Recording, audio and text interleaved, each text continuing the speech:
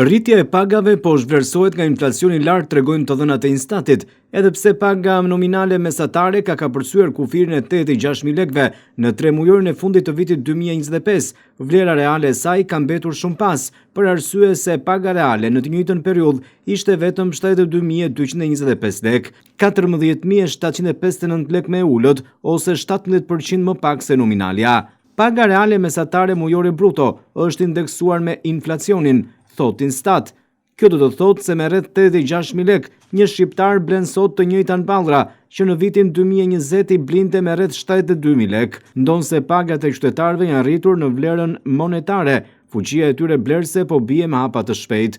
Në 3 mujorin e fundit të 2025-s, hendeku ndërmjet pagës reale dhe asaj nominale ishte minus 17% dhe ka pësuar zgjerim vitin e kaluar.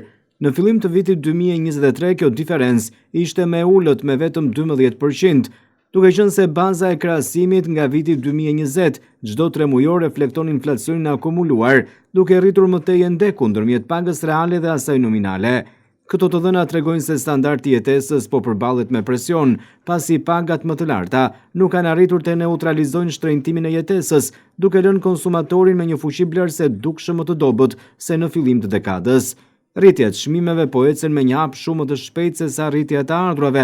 Një faktor tjetër është vonesa e reagimit të tregut të punës.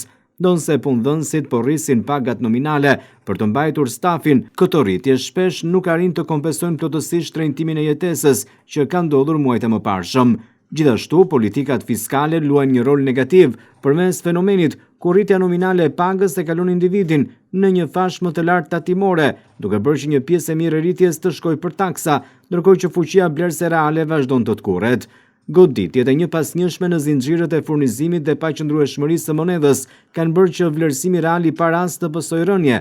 Diferenca ndërmjet pagës reale dhe asaj nominale po thellohet edhe për shkak se rritja e tyre nuk erdhi nga produktiviteti në ekonomi, por nga presionet e fuqisë punëtore. Rritja e pagave me vendime stimuloi edhe më shumë rritjen e çmimeve, duke ulur në të vërtetë vlerën reale të pagave.